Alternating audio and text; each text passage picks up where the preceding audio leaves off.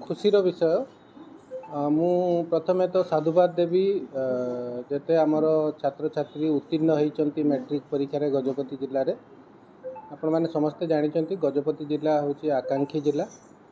आम aspirational district रु आमर एम अच्छी पिला मानू भल शिक्षा दवा आमर उद्देश्य अच्छी एवं जो पिला माने पास कले से मुझे कंग्राचुलेसन जनाऊँगी जो टीचर माने एथिपाई दिन राति रिमेडिएशन करते वर्ष सारा तांको भी साधुवाद दूची कहीं टीचर माने यदि प्रयास करि न थांते सेमानंकु सठिक रिमेडिएशन दे न थांते द्वितीय थर पई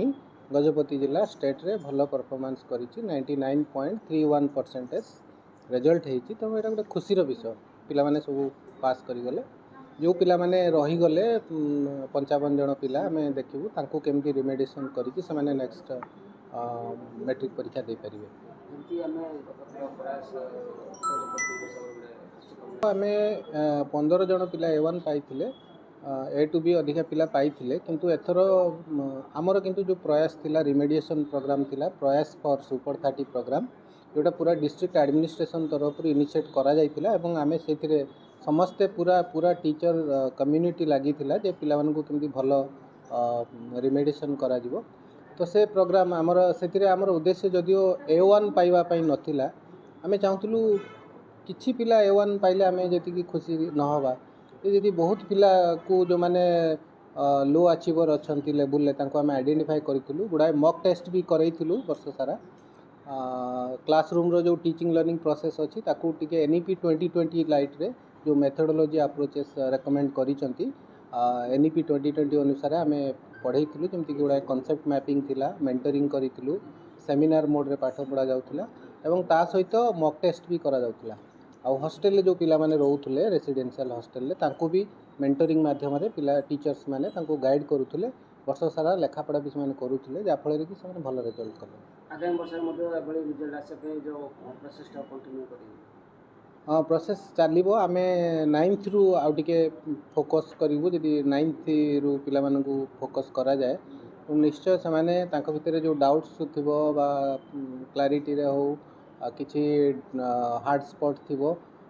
जोटा से माने प्राइमरी स्कूल बुझी पार नथिबे तो सेठी जदि आम फोकस करदबा 10th बेलकु तांको कष्ट हेनी कौन कॉन्सेप्ट बुझाकू एवं आम जो टीचिंग लर्निंग प्रोसेस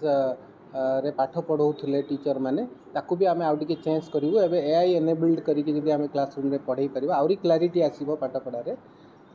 निश्चय पिला माने आगामी दिन में भल परफॉर्मेंस करेंगे किंतु performance is always it's relative performance आम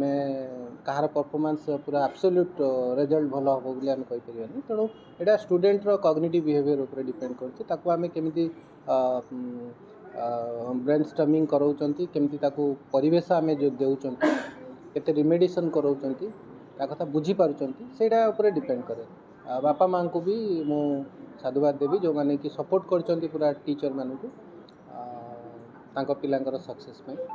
से समस्त को श्रेय देवी पूरा एंटायर टीम सुपर 30 गजपति रो जो टीम थिले प्रयास फॉर सुपर 30 प्रोग्राम तांको भी मुझे धन्यवाद दूची पूरा डिस्ट्रिक्ट एडमिनिस्ट्रेशन को भी धन्यवाद दूची जे से परीक्षा परिचालन में आमको पूरा सपोर्ट करते होलहार्टेडली आमर एस्टीम कलेक्टर सार भी आमको इंस्पायर करते ये सब भल कम करने